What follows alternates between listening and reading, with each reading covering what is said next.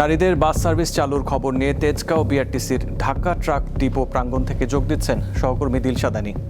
Any নারীদের bus service চালুর আয়োজন কেমন দেখছেন আর কখন উদ্বোধন হবে আমাদের জানান। আসিফ, যেটি হচ্ছে যে আজকে থেকেই উদ্বোধন হচ্ছে মহিলা সার্ভিস, যে মহিলা বাস সার্ভিস সেটি উদ্বোধন করা হবে। সড়ক পরিবহন মন্ত্রী তিনি উদ্বোধন করবেন। এখন পর্যন্ত সেই উদ্বোধন কার্যক্রম শুরু হয়নি। আপনাদেরকে দেখাতে চাই যে বাসগুলো চলাচল করবে মহিলাদের জন্য, যাত্রী যারা আছেন, যারা সেবা পাবেন, সেই বাসগুলো আপনাদের দেখাই। যে দেখতে পাচ্ছেন এখানে বাস রাখা হয়েছে, তবে এখানে 10টি বাস রাখা হয়েছে, কিন্তু মোট 14টি বাস আছে। সেই বাসগুলোতে নারী যাত্রী যারা আছেন তারা সেই সেবা নিতে পারবেন। ঢাকার ভেতরে চলবে 10টি বাস এবং 4টি বাস আছে সেটি চট্টগ্রাম এবং বগুড়াতে চলবে প্রাথমিকভাবে। এই কয়েকটি বাস শুরু হবে। আপনাদের যদি রুটের কথা বলি, সেক্ষেত্রে রুট যে উল্লেখযোগ্য যে রুটগুলো হচ্ছে সেটি আপনাদেরকে জানিয়ে দিচ্ছি। পিঙ্ক সার্ভিস যে বাস যেটি আছে, প্রথম যে ঢাকার ভেতরে যদি বলি সেটি হচ্ছে নতুন বাজার থেকে মতিঝিল রুটে চলবে, তালতলা থেকে মতিঝিল চলবে, Demra staff quarter GPO, Mirpur 10, Mirpur 12 এ থেকে মতিঝিল যাবে এবং আবদুল্লাপুর থেকে জিপিও পর্যন্ত এবং মোহাম্মদপুর থেকে মতিঝিল, গাজীপুর থেকে বিমানবন্দর। আর ঢাকার বাইরে যদি বলি, চট্টগ্রামের কালুরঘাট থেকে পতেঙ্গা এবং ইপিজেড পর্যন্ত চলবে। এছাড়া বগুড়ার শেরপুর থেকে মাটিঢালি রুটে চলবে। আর এই বাসের যে বৈশিষ্ট্যগুলো হচ্ছে, তার মধ্যে যে প্রধান যে বৈশিষ্ট্য সেটি হচ্ছে বাসের ড্রাইভার এবং হেল্পার এবং কন্ট্রাক্টর যারা থাকবেন তারা সবাই নারী থাকবেন, কর্মজীবী নারী, শিক্ষার্থী এবং সাধারণ যাত্রীরা যাতে বাসে চলাচলের সময় কোনো ধরনের ভোগান্তি এবং অস্বস্তিকর পরিস্থিতিতে না পড়ে, মূলত সেই কারণেই মহিলা বাস সার্ভিস চালু করার উদ্যোগ নিয়েছে সরকার। আর বাসগুলোর রং দেয়া হয়েছে গোলাপি রং, যাতে সহজেই নারী যারা আছেন তারা বাসটি শনাক্ত করতে পারেন যে এই বাসটি শুধুমাত্র তাদের জন্যই। আর যদি মহিলা বাস সার্ভিসের যে এখন পর্যন্ত সময় যে সূচি যেটি করা হয়েছে, যে কয়টা থেকে কয়টা পর্যন্ত চলবে, সে বিষয়ে এখন পর্যন্ত কোনো তথ্য আমাদেরকে জানানো হয়নি। যে সকাল থেকে রাত কয়টা পর্যন্ত চলবে, ভোর থেকে চলবে কিনা, সে বিষয়ে এখনও জানানো হয়নি। হয়তো কিছুক্ষণ পর যখন কার্যক্রম হয়ে যাবে, উদ্বোধনের কার্যক্রম যখন সম্পূর্ণ হয়ে যাবে, তখন হয়তো এই সময়সূচি সেটা জানানো যাবে। তো এই ছিল এখান থেকে সবশেষ তথ্য। দুর্নীতি দমন কমিশন দুদকের নতুন চেয়ারম্যান হিসেবে নিয়োগ পেয়েছেন সুপ্রিম কোর্টের অবসরপ্রাপ্ত বিচারপতি একেএম আসাদুজ্জামান। সোমবার এ বিষয়ে প্রজ্ঞাপন জারি করেছে মন্ত্রিপরিষদ বিভাগ। একই সঙ্গে দুজন কমিশনার নিয়োগ পেয়েছেন। তারা হলেন জাহাঙ্গীর আলম খান ও মোহাম্মদ সাজ্জাদ হোসেন ভুইয়া। দুদকের চেয়ারম্যান আপিল বিভাগের বিচারপতির সমান এবং কমিশনাররা হাইকোর্টের বিচারপতির সমান বেতন, ভাতা ও পদমর্যাদা পাবেন। দুদকের নতুন চেয়ারম্যান একেএম আসাদুজ্জামান গত বছরের 25 মার্চ আপিল বিভাগের বিচারপতি হিসেবে শপথ নেন। চলতি বছরের 28 ফেব্রুয়ারি অবসরে যান। একেএম আসাদুজ্জামান 2003 সালের আগস্টে হাইকোর্ট বিভাগের অতিরিক্ত বিচারক হিসেবে নিয়োগ পান। 1998 সালে শুরু হওয়া বাগেরহাট সদর উপজেলার মাঝিডাঙ্গা আশ্রয়ণ প্রকল্পটিতে এখন বসবাস করেন প্রায় 3 শতাধিক পরিবার। প্রতি বছর বর্ষা মৌসুমে বৃষ্টি এবং জোয়ারের পানিতে প্লাবিত হয় এখানকার প্রতিটা ঘর এবং চলাচলের মূল যে সড়কটি সেটি। স্থানীয় বাসিন্দাদের অভিযোগ, দীর্ঘদিন ধরে তারা এই ভোগান্তির মধ্যে থাকলেও সংশ্লিষ্ট কর্তৃপক্ষ টেকসই বেড়িবাঁধ সহ কোনো ধরনের উদ্যোগ গ্রহণ করেননি। প্রতি বছর বর্ষার মৌসুম আসলে জোয়ারের পানিতে প্রত্যেকটা পরিবারের ডুবতে হয়, আর ভাটা হলে শুকায়। মাঝিডাঙ্গায় আশ্রয়ণ প্রকল্পে আজ কতটা বছর আমরা এরকম ভুক্তভোগী। আজ 5-7 দিন রান্না বান্না আমাকে চলে না, আমরা ঘরে থাকতে পারি না। আমরা প্রত্যেকটা বছর আমরা পানিতে একদম ঘর বাড়ি সব তলায় যায়, বাচ্চা কাচ্চা স্কুলে যেতে পারে না। প্রতিদিন পানি ভেঙে আমাকে স্কুলে যেতে অনেক কষ্ট হয়। 3 শতাধিক পরিবারের প্রায় 2000 বাসিন্দার এখন রয়েছে চরম ভোগান্তির মধ্যে।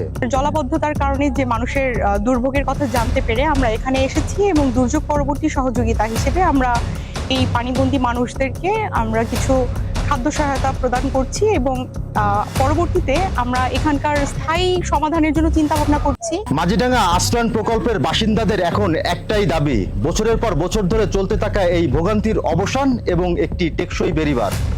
মামুন আহমেদ, দীপ্ত সংবাদ, বাগেরহাট। একসময় লোকসানের কারণে যে পাট চাষ ছেড়ে দিচ্ছিলেন অনেক কৃষক, এবার সেই পাটই তাদের নতুন করে আশার আলো জগাচ্ছে। গতবার চেয়ে এবারে ফলন ভালো হয়েছে পাটের। কৃষকের 1 বিঘা জমিতে 10 থেকে 12 মণ পাট হবে। বরাবর যে চাকরা যে দামে চলছে, এরকম দাম থাকলে কৃষকের লাভজনক হবে। গতবারও ফলন ওরমই 9-10 মণ ছিল, দাম পাইছে কম। তো আগের তুলনায় 70% জমিতে শুধু পাট আর পাট, ধরেন যেগুলা পেঁয়াজ রসুন আসছিল, এছাড়াও এক্সট্রা গমের জমিগুলা সম্পূর্ণই পাট। এবারে পাটের দামটাও একটু ভালো আছে, তাতে বোঝা যাচ্ছে যে গতবারকার থেকে এবারে লাভবানটা একটু কৃষক বেশি হবে। ইতিমধ্যে এবছরের পাটের আমাদের 50 ভাগের মতো পাট আমাদের কর্তন সম্পন্ন হয়েছে। কৃষকরা বাজার মূল্য এখন পর্যন্ত যেটা পাচ্ছে ভালো পাচ্ছে। আশা করি এবছর কৃষকরা পাটের ভালো দাম পাবে। ভালো ফলন, বাজারে ন্যায্য দাম আর বিশ্বজুড়ে পরিবেশ বান্ধব পণ্যের চাহিদা বাড়ায় রাজশাহীর কৃষকদের বিশ্বাস, হারানো গৌরব ফিরে পেতে পারে বাংলাদেশের সোনালী আঁশ। ইউসুফ আদনান, দীপ্ত সংবাদ, রাজশাহী। উত্তরার দিয়াবাড়ির এই লেকে কায়াকের মাধ্যমে পানিতে ভেসে থাকার অনুভূতি একেবারে ভিন্ন। এই অভিজ্ঞতা নিতে প্রতিদিন অসংখ্য মানুষ আসছেন এখানে। কায়াকিংয়ের কারণে নগরবাসীর কাছে এটি পরিণত হয়েছে অন্যরকম এক বিনোদন কেন্দ্রে। রাজধানীর উত্তরার দিয়াবাড়ির শান্ত লেক, আশেপাশে সবুজ আর নীল আকাশের নিচে কেউ বা পরিবার, কেউ বন্ধু, আবার কেউ একাই উপভোগ করছেন কায়াকিংয়ের রোমাঞ্চ। কায়াকিং হলো ছোট সরু নৌকায় বসে 2 ব্লেডের বৈঠা ব্যবহার করে জলাশয়ে ঘুরে বেড়ানোর একটি জনপ্রিয় রোমাঞ্চকর খেলা বা বিনোদন। এখন উত্তরার এই স্পটে প্রতিনিয়ত বাড়ছে সমাগম। বিশেষ করে তরুণদের কাছে কায়াকিং এখন বেশ জনপ্রিয়। আলহামদুলিল্লাহ, এখানে ভালোই লাগতেছে। মনোরম পরিবেশ, খোলামেলা জায়গা, একটু রিল্যাক্স হওয়া যায় এখানে, কারণ ইউজুয়ালি ঢাকার ব্যস্ত শহরে তো এরকম কোনো স্কোপ নেই। এখানে যে এই ব্যবস্থাটা করছে আমাদের অনেক ভালো লাগছে। তীব্র যানজট এগুলোর বাইরে যে এত সুন্দর একটা পরিবেশ আছে, সো দিস ইজ গুড। কায়াকিংয়ের রোমাঞ্চকর এই অভিজ্ঞতা নিতে ঘন্টা প্রতি একজনকে গুনতে হবে 200 টাকা। 2 অথবা 3 জন মিলে এক একটি কায়াক বা নৌকায় ওঠা যায়। প্রথমবার কিছুটা বেগ পেলেও কৌশল মেনে বৈঠা চালালে খুব সহজেই এটি চালানো আয়ত্তে আনা যায়। আমি আসলে পানি ভয় পাই, তো মানে এনজয় করেছি, আবার ভয়ও লেগেছে। আমি আসলে ভীতু না, আমার এগুলো খুব ভালো লাগে অ্যাক্টিভিটিগুলো। প্রতিদিনই মানুষ একটু আপনার এই কাইটিংটা ঢাকার ভিতরে মানুষ একটু আপনার এই পরিষ্কার পানি, এই কারণে একটু মানুষের ওরকম বেশি থাকে। কায়াকিং করতে এই স্পটে যেতে হলে মেট্রো রেল হচ্ছে সবচেয়ে ভালো পরিবহন ব্যবস্থা। সবশেষ স্টেশনে নামলে খুব সহজেই পৌঁছে যাওয়া যাবে এখানে। নগর জীবনের ক্লান্তি ভুলে যারা নির্মল আনন্দ খুঁজতে বেরিয়ে পড়তে চান, তাদের জন্য কায়াকিং হতে পারে এক দারুণ গন্তব্য। জহুরুল মোহসান, দীপ্ত সংবাদ, উত্তরা, ঢাকা। রাজধানীর শাপলা চত্বর হত্যাকাণ্ডের মামলায় সাবেক সেনাপ্রধান আজিজ আহমেদকে গ্রেপ্তারে ইন্টারপোলের রেড নোটিশ জারি করতে আবেদন করেছে আন্তর্জাতিক অপরাধ ট্রাইব্যুনালের প্রসিকিউশন। আজ গণমাধ্যমকে এই তথ্য জানিয়েছে প্রসিকিউশন। মানবতা বিরোধী অপরাধের এই মামলায় ক্ষমতাচ্যুত প্রধানমন্ত্রী শেখ হাসিনা সহ 41 জনকে আসামি করা হয়েছে। 2013 সালের মে মাসে মতিঝিলের শাপলা চত্বরে হেফাজতে ইসলামের সমাবেশ ঘিরে ঢাকা, নারায়ণগঞ্জ ও চট্টগ্রামে 57 জনের হত্যাকাণ্ডের শিকার হওয়ার তথ্য পাওয়া গেছে বলে জানিয়েছেন আন্তর্জাতিক অপরাধ ট্রাইব্যুনালের চিফ প্রসিকিউটর মোহাম্মদ আমিনুল ইসলাম। প্রধানমন্ত্রী তারেক রহমান বলেছেন, সরকার সবাইকে সঙ্গে নিয়ে এগিয়ে যেতে চায়। আজ রাজধানীর বাংলাদেশ চীন মৈত্রী সম্মেলন কেন্দ্রে জাতীয় রাজস্ব সম্মেলন 2026-এ তিনি কথা বলেন। রাজস্ব খাতে সৎ ও দক্ষ কর্মকর্তাদের জন্য সরকার সহায়ক পরিবেশ তৈরি করবে। সরকারের অর্থ মন্ত্রণালয়ের অভ্যন্তরীণ সম্পদ বিভাগ ও জাতীয় রাজস্ব বোর্ড যৌথভাবে এই সম্মেলনের আয়োজন করেছে। আসুন আমরা সকলে মিলে কাজ করি। আমরা সকলে মিলে যদি যার যার যেটা কাজ দায়িত্ব সেটা যদি সঠিকভাবে পালনের চেষ্টা করি, সেখানেই আমরা চেঞ্জটা আনতে পারবো। এক্ষেত্রে আমরা আপনাদেরকে সহযোগিতা করব, আপনারা সরকারকে দয়া করে সহযোগিতা করবেন। যারা ট্যাক্স দিবেন ওনাদেরকেও যেরকম সহযোগিতা করতে হবে, ওনাদের উপরে যাতে ট্যাক্স পেয়ার যারা তাদের উপরে যাতে কোনো রকমের প্রেশার না হয়, কিন্তু একই সাথে ওনারা অনুপ্রাণিত হয়, মানুষ যাতে অনুপ্রাণিত হয় যে ঠিক আছে আমার ট্যাক্সটা দিতে হবে, আমার ট্যাক্সটা দিলে আমরা স্বাস্থ্য সেবা পাবো, ট্যাক্সটা দিলে আমাদের সন্তানরা এডুকেশনের সুবিধা পাবে, ট্যাক্সটা দিলে আরও সোশ্যাল বেনিফিট, অর্থাৎ মানুষের জন্য সরকার বা রাষ্ট্র বিভিন্ন ভালো কাজের উদ্যোগ গ্রহণ করবে। এই বিষয়গুলো যাতে মানুষের মধ্যে আসে সেই জন্য আপনাদেরকেও মনে হয় একটু এই ব্যাপারেও মনোযোগী হতে হবে, আমাদের সকলকেই হতে হবে। রাজধানীর ফিলিং স্টেশনগুলোতে গ্যাস সরবরাহ বাড়ছে, তবে গ্রাহকদের সারি এখনো কমেনি। এ বিষয়ে জানাতে তেজগাঁও থেকে যোগ দিচ্ছেন সহকর্মী নূর আলম। নূর, রাজধানীতে গ্যাস সরবরাহ কতটা বেড়েছে আমাদের জানান। আমরা এই মুহূর্তে আসলে যেই 7 রাস্তা যে ফিলিং স্টেশনটা সিএনজি স্টেশন সেখানে আছি, তবে আমরা এখানকার যে কয়েকটি স্টেশন আছে সকাল থেকে ঘুরেছি এবং পর্যবেক্ষণ বা দেখেছি, সেটা হচ্ছে সরবরাহ আগের চেয়ে কিছুটা বাড়লেও যে মানুষের যে ভোগান্তি, তবে তার মধ্যে যখন স্বস্তির খবরও আছে তার পাশাপাশি আমরা এখানে দেখেছি মানুষের দুর্ভোগের কথাও রয়েছে। তবে আমরা এখন যে সিএনজি স্টেশনটা আছি, কিছুক্ষণ আগেও গ্যাসের সরবরাহ মোটামুটি চলছিল, তবে হঠাৎ করেই কিন্তু আবার সেই যে এতদিন যে সিএনজি আমরা কিছুদিন আগে কিন্তু এই পাম্পটিতে ঘুরে গেছিলাম, সেখানে বন্ধ ছিল, তবে হঠাৎ করে গ্যাসের প্রেশার না থাকার কারণেই কিন্তু আবার গ্যাস সরবরাহ এই এখন আপাতত আমরা যে সিএনজি স্টেশনটি রয়েছি সেটা বন্ধ। তবে মানুষ বলছে যে সকাল থেকে কিন্তু যে সিএনজি গ্যাসের যে সরবরাহ সেটা ঠিক থাকলেও এখন এই মুহূর্তে আমরা যেখানে আছি এটা হয়তো বন্ধ রয়েছে এবং মানুষের ভোগান্তি রয়েছে। তারা একটা বিষয় বলছে যে আসলে যারা নীতি নির্ধারণ এবং সংশ্লিষ্ট যারা রয়েছে তাদেরকে এই সংকট সমাধানের জন্য তাদের যে সুদূর প্রসারের যে ভূমিকা সেটা বাড়ানোর জন্য যারা এখানে রয়েছে তারা বলছে। আমরা এখানে যারা পাম্প কর্তৃপক্ষ বলছি তারা বলছে যে আসলে যেহেতু লাইনের গ্যাস তারা আসলে জানে না যে কোন সময় গ্যাস আসবে এবং কোন সময় যাবে। পুরো রাজধানীর যে গ্যাস পাম্পের চিত্র পুরো একই, অর্থাৎ এই খানিক সময় ধরে গ্যাস সরবরাহ ঠিক থাকছে আবার বিঘ্ন ঘটছে, এর মধ্য দিয়ে কিন্তু প্রতিদিন তারা তাদের যে কার্যক্রম সেটা চালিয়ে যাচ্ছে। তবে সকালের দিকে একটু গ্যাসের প্রেশার থাকলেও যারা সংশ্লিষ্ট বলছে যে বিকেলের দিকে গ্যাসের প্রেশার একেবারেই থাকে না বললেই চলে। সেক্ষেত্রে আপনি দেখতে পাচ্ছেন যে পাম্পের যে চিত্র বাইরে কিন্তু এটা কিন্তু ভিতরে আমরা চিত্র দেখাচ্ছি, বাইরে কিন্তু দীর্ঘ সারি, সেই এখান থেকে সরে প্রায় দীর্ঘ 1 কিলোমিটার সারি। এক্ষেত্রে মানুষ অনেকে বলছে যে যেহেতু এখানে গ্যাস নেই, দীর্ঘ কয়েক ঘন্টা দাঁড়িয়ে যখন সে কাঙ্ক্ষিত যেই গ্যাসে যেখানে নিবে সেখানে আসছে, যখন সেখানে সে গ্যাস না পাচ্ছে তখন সে তার নিরাশ বা নৈরাশ হয়ে সে আর এক দিকে যাচ্ছে। এবং এতে করে যে আমরা যে বিষয়টা দেখছি এখন পর্যন্ত বেশ কয়েকটি পাম্পে আমরা ঘুরেছি, গ্যাসের সরবরাহ আগের থেকে ভালো, তবে কিছুটা বিঘ্ন হচ্ছে মাঝে মাঝে। আসিফ, এই ছিল আমার কাছ থেকে রাজধানীর যে সিএনজি স্টেশনগুলোর যে গ্যাসের সরবরাহ তার সর্বশেষ খবর। নূর আলম, আপনাকে ধন্যবাদ। নারীদের জন্য রাজধানীতে আজ চালু হয়েছে বিআরটিসির বিশেষ মহিলা বাস সার্ভিস। গোলাপি রঙের এসব বাসের চালক ও কন্ডাক্টর নারী। তেজগাঁওয়ে বিআরটিসির ঢাকা ট্রাক ডিপো প্রাঙ্গণে এই সার্ভিসের উদ্বোধন করেন সড়ক পরিবহন মন্ত্রী শেখ রবিউল আলম। তিনি জানান, নারীদের জন্য 14টি বাস 13টি রুটে চালুর উদ্যোগ নেওয়া হয়েছে। এর মধ্যে ঢাকায় 10টি রুটে 10টি বাস চলবে, একটি বাস একতলা এবং বাকি 9টি দ্বিতল। চট্টগ্রামে একটি রুটে 2টি দ্বিতল বাস এবং বগুড়ায় 2টি রুটে 2টি দ্বিতল বাস চালানোর পরিকল্পনা রয়েছে। বিআরটিসি জানিয়েছে, নারীদের জন্য নিরাপদ ও স্বাচ্ছন্দ্যময় গণপরিবহন নিশ্চিত করার পাশাপাশি পরিবহন খাতে নারীদের কর্মসংস্থানের সুযোগ বাড়ানো এই উদ্যোগের অন্যতম লক্ষ্য। নির্ধারিত রুটে এসব বাস চলাচল করবে। উদ্দেশ্যটা হচ্ছে একটি, যে নারীরা বাসে উঠার আগে বা যাত্রার আগে সে একটা যাত্রী বান্ধব পরিবেশ পাবে, অর্থাৎ ওয়েটিং এর সময়। এরপর বাসে উঠার পর সে একটা নারী বান্ধব বাস পাবে, সার্ভিস পাবে। বাস থেকে নামার পর সময়ও সে একটা যাত্রী বান্ধব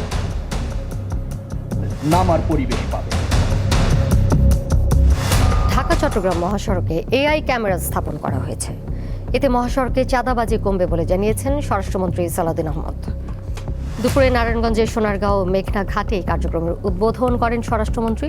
সানবোর্ড থেকে চট্টগ্রাম সিটি গেট পর্যন্ত সড়কে প্রাথমিকভাবে কৃত্রিম বুদ্ধিমত্তা বা এআই প্রযুক্তি নির্ভর অটো ফাইন সিস্টেম চালু করা হয়। এছাড়া 1427টি bullet camera, PTG drone camera, long mission ক্যামেরার মাধ্যমে অটো ফাইন সিস্টেমের আওতায় ঢাকা চট্টগ্রাম মহাসড়কে নির্ধারিত গতিসীমা অতিক্রম, অবৈধ পার্কিং, উল্টো পথে যানবাহন চলাচল সহ বিভিন্ন ট্রাফিক আইন লঙ্ঘন এআই ক্যামেরার মাধ্যমে স্বয়ংক্রিয়ভাবে শনাক্ত করা হবে।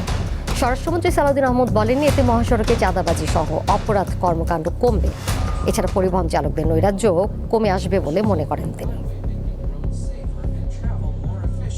পর্যায়ক্রমে বাংলাদেশের সকল মহাসড়কে এই ব্যবস্থা চালু করবো ইনশাআল্লাহ।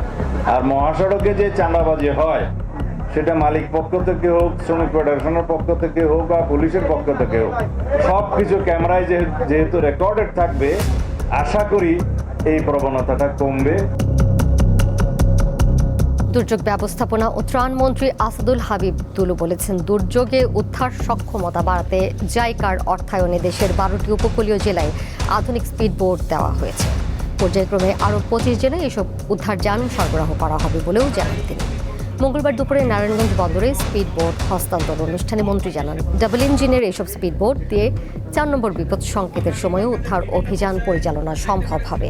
বন্যা, জলোচ্ছ্বাস, ঘূর্ণিঝড়ের সময় দুর্গম এলাকায় দ্রুত পৌঁছে মানুষকে নিরাপদে সরিয়ে নিতে এসব বোট গুরুত্বপূর্ণ ভূমিকা রাখবে।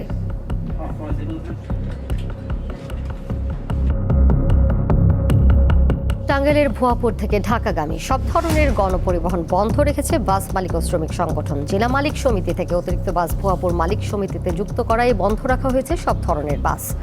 মঙ্গলবার সকাল থেকে ঢাকাগামী কোনো পরিবহন ভুয়াপুর থেকে ছেড়ে না যাওয়ায় চরম ভোগান্তিতে পড়েছেন যাত্রীরা। মালিক সমিতির দ্বন্দ্বের কারণে যাত্রীদের ভোগান্তি সমাধানের দাবি তাদের। মালিক ও শ্রমিক সংগঠনের নেতারা জানান, ভুয়াপুর বাসস্ট্যান্ডে 58টি বাস রয়েছে, সেখানে অর্ধেক বাস প্রতিদিন চলাচল করছে। এর মধ্যে জেলা বাস মালিক সমিতি আরও বাস এখানে চাপিয়ে দিয়েছে। এর প্রতিবাদে তারা বাস চলাচল বন্ধ রেখেছেন। সমস্যার সমাধান না হওয়া পর্যন্ত বাস চলাচল বন্ধ থাকবে বলে জানান তারা।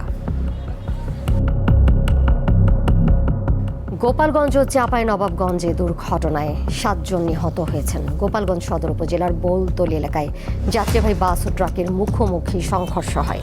এতে নারীসহ 3 জন নিহত হন। এছাড়া আহত হয়েছেন অন্তত 20 জন। এদিকে দুপুরে চাঁপাইনবাবগঞ্জের কানসার্ট সোলেমান ডিগ্রি কলেজ সংলগ্ন এলাকায় ট্রাক ও মোটরসাইকেল দুর্ঘটনায় আসাদুজ্জামান নামে 2 ব্যক্তির মৃত্যু হয়। এর আগে ভোরে উপজেলার মুসলিমপুর মোড়ে নিয়ন্ত্রণ হারিয়ে নির্মাণাধীন কালভার্টে একটি মোটরসাইকেলে ধাক্কা লাগে। এতে মোটরসাইকেল আরোহী আবু হায়াত ও হাবিবুর রহমান গুরুতর আহত হন। তাদেরকে শিবগঞ্জ উপজেলা স্বাস্থ্য কমপ্লেক্সে নেওয়া হলে চিকিৎসক মৃত ঘোষণা করেন। রাজস্ব ব্যবস্থাপনা আরও আধুনিক, জনবান্ধব ও দুর্নীতিমুক্ত করার আহ্বান জানিয়েছেন প্রধানমন্ত্রী তারেক রহমান। আজ রাজস্ব সম্মেলনে তিনি বলেন, করদাতাদের এমন একটি ব্যবস্থা দিতে হবে যেখানে এনবিআরকে মানুষ ভয় নয় বিশ্বাস করবে, ফলে সহজ হবে রাজস্ব আহরণ। রাজধানীর বাংলাদেশ চীনমৈত্রী সম্মেলন কেন্দ্রে মঙ্গলবার আয়োজন করা হয় রাজস্ব সম্মেলন 2026। এর উদ্দেশ্য অভ্যন্তরীণ রাজস্ব আহরণ বৃদ্ধি করা এবং আধুনিক, কার্যকর ও জনবান্ধব রাজস্ব ব্যবস্থাপনা গড়ে তোলা। অর্থ মন্ত্রণালয়ের অভ্যন্তরীণ সম্পদ বিভাগ ও জাতীয় রাজস্ব বোর্ড এনবিআর এর এই যৌথ আয়োজনে প্রধান অতিথি প্রধানমন্ত্রী তারেক রহমান। অনুষ্ঠানে প্রধানমন্ত্রী বলেন, ভঙ্গুর অর্থনীতির মধ্যে দায়িত্ব নেওয়া বর্তমান সরকারের সামনে বড় চ্যালেঞ্জ হলো অভ্যন্তরীণ আয় বাড়ানো। এনবিআর এর সকল কার্যক্রমের সাফল্যের উপরেই সরকারের সকল উন্নয়ন পরিকল্পনা গ্রহণ এবং বাস্তবায়নের সফলতা বহুলাংশে নির্ভরশীল। রাজস্ব ব্যবস্থাপনায় অতীতের অনিয়ম ও স্বেচ্ছাচারিতার সমালোচনা করে এনবিআরকে জনগণের আস্থাভাজন প্রতিষ্ঠানে পরিণত করার পরামর্শ দেন সরকার প্রধান। কর ব্যবস্থাপনা কিংবা কর আদায় পদ্ধতি সহজ এবং দুর্নীতি ও হয়রানিমুক্ত হওয়া প্রয়োজন, যাতে মানুষ স্বেচ্ছাপ্রণোদিত হয়ে কর আদায় স্বাচ্ছন্দ্য বোধ করেন।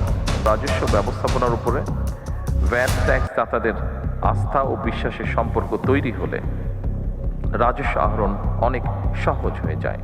সুতরাং দক্ষ ব্যবস্থাপনার মাধ্যমে জাতীয় রাজস্ব বোর্ডকে এমনভাবে গড়ে তোলা প্রয়োজন যেখানে মানুষ এই প্রতিষ্ঠানকে ভয় না করে বরং বিশ্বাস করবে।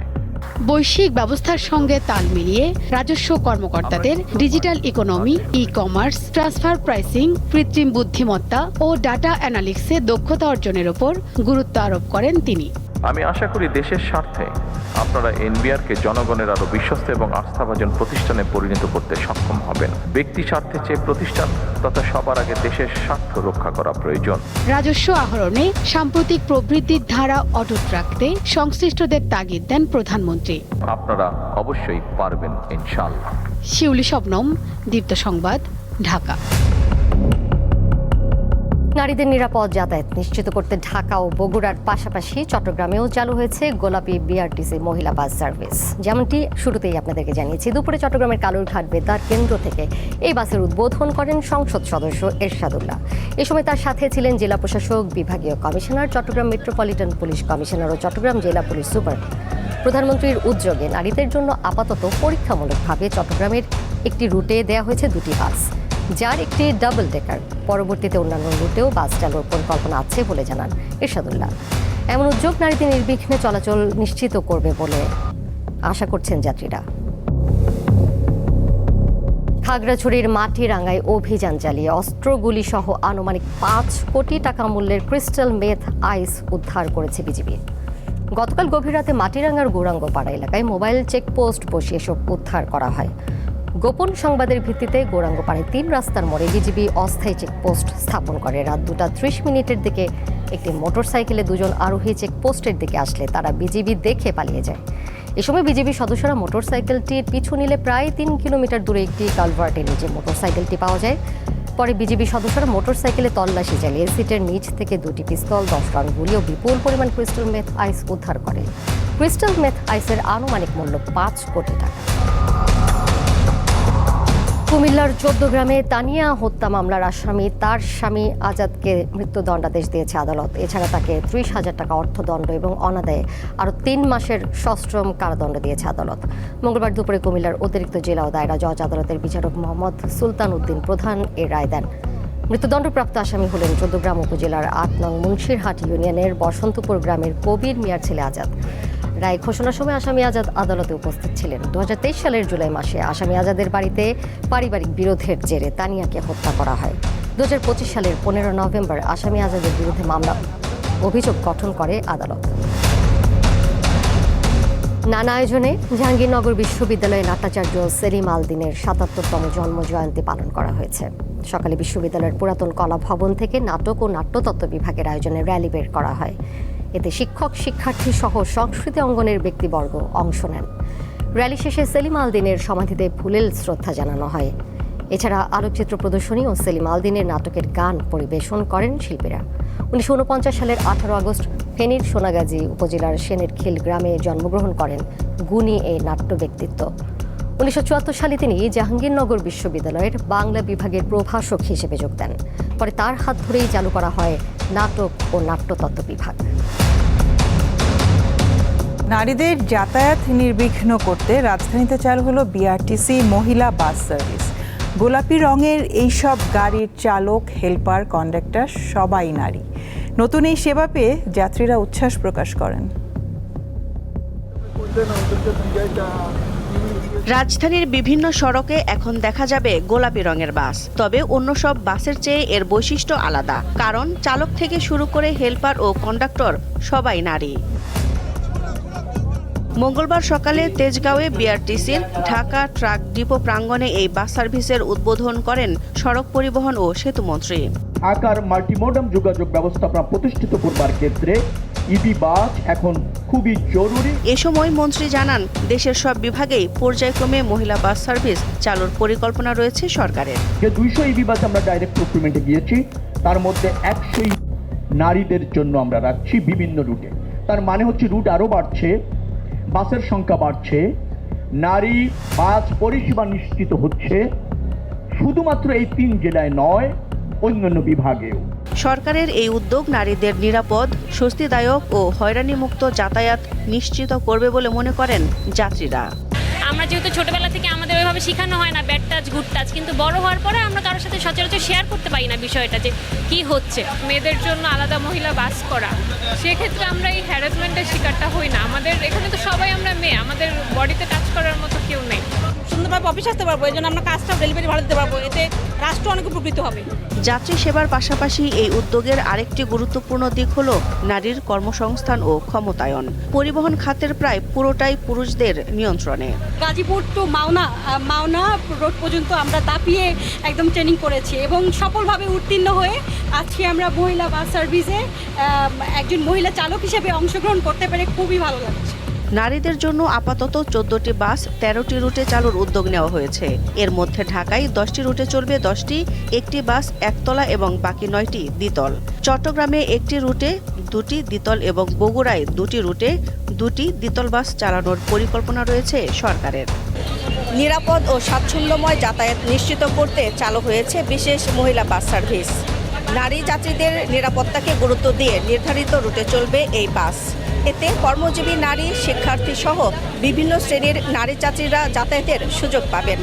দিলশা দানি, দীপ্ত সংবাদ, ঢাকা।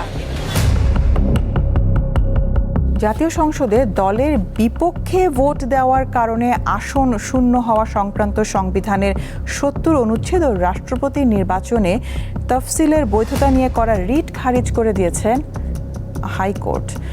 এক রিটের শুনানি নিয়ে বিচারপতি খিজির আহমেদ চৌধুরী, বিচারপতি AFM সাইফুল করিমের হাইকোর্ট বেঞ্চ আজ এই আদেশ দেন। সুপ্রিম কোর্টের আইনজীবী ইউনুস আলী আকন গত 13 আগস্ট এই রিটটি দায়ের করেন। রিটের পক্ষে তিনি নিজেই শুনানি করেন। রাষ্ট্রপক্ষে শুনানি করেন অ্যাটর্নি জেনারেল মোহাম্মদ রুহুল কুদ্দুস কাজল। দেশের 23তম রাষ্ট্রপতি নির্বাচনের জন্য গত 6 আগস্ট তফসিল ঘোষণা করে নির্বাচন কমিশন EC। তফসিল অনুযায়ী ভোট গ্রহণ হবে বৃহস্পতিবার। রিট আবেদনে 70 অনুচ্ছেদ কেন সংবিধানের সঙ্গে সাংঘর্ষিক ঘোষণা করা হবে না এবং রাষ্ট্রপতি নির্বাচনের জন্য ECর 6 আগস্টের তফসিল কেন আইনগত কর্তৃত্ব বহির্ভূত ঘোষণা করা হবে না, এই বিষয়ে রুল চাওয়া হয়।